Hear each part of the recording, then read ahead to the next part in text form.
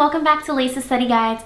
I'm really excited today to talk to you about stories we tell, and this one is pretty exciting to talk about because I know that not many of you are studying it, but that also means that there's not as much information out there. So I'm really proud that as a company we can offer you guys these type of materials that are going to be really helpful for your studies. And so speaking about, creating these materials and guides to help students like you, I want to say a massive shout out to James, who is one of my tutors at Lisa's Study Guides. He has written the script for this video and he has also written up a blog post to go with this video. So if you found this particular video helpful, the follow-on information and build-up of information will occur in the blog post. So go and have a look at that once you've done watching this video in order to compound your understanding of stories we tell. I'm really proud of the tutors that I have on my team, and they're exceptional because they basically have so much in-depth knowledge about these texts, and they go about reading all of the texts that their students are studying as well. So if you're somebody out there who is interested in tutoring, please give us a bell. It's never too late to get started with tutoring, and honestly I feel like people who do ask that question of, is it too late to start improving, is it really just an excuse that you're putting in front of yourself as a way of just going, well, it's too late now? If you've really got the motivation, it's never too late to start improving and strengthening your skills in English. But that aside, let's get into stories we tell. Background. Stories We Tell centers around director Sarah Polley attempting to piece together her family history. While she endeavors to understand who her mother Diane was and finally learn the identity of her biological father, director Polley also poses a number of questions to viewers surrounding the nature of the truth and the importance of stories in our lives. The film is comprised of interviews with Diane's loved ones, home movies from the Polley family, extra diegetic newspaper clippings, recreated Super 8 footage, and excerpts from other productions, all of which contribute to Sarah's inquisition into the notion of truth and demonstration that how a story is told can shape how it is received.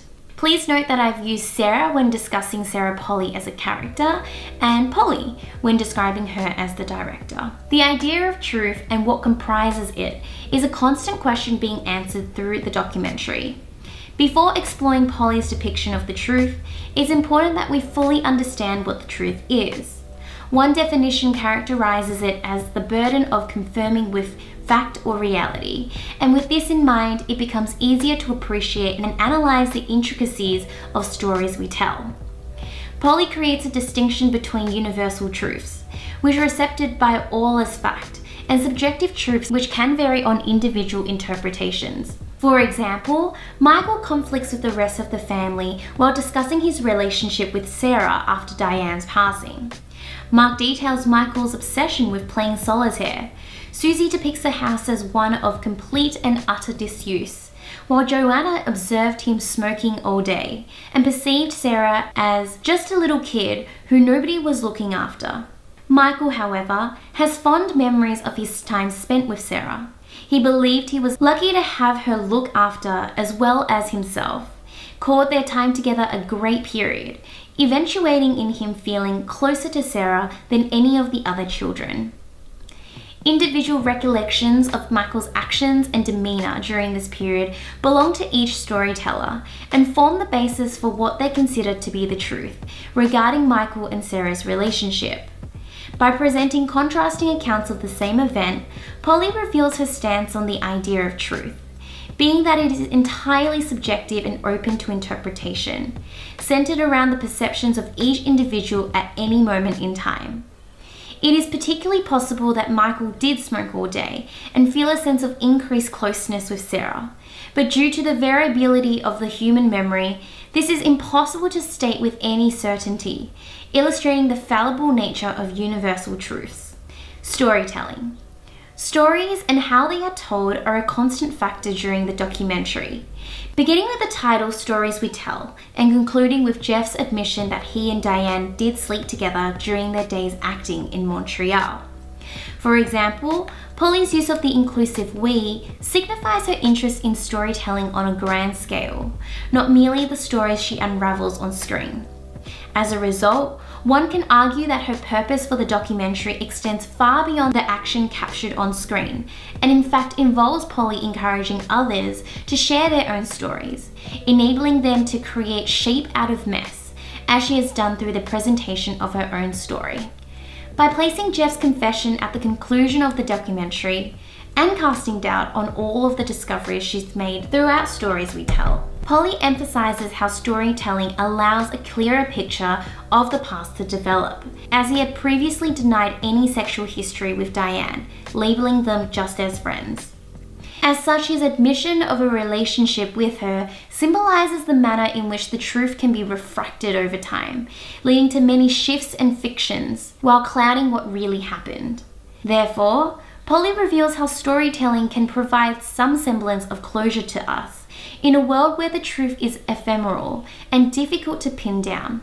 Family. While Polly undoubtedly utilizes Stories We Tell to express her views on truth and storytelling, fundamentally it remains a story of the Polly family and what holds it together.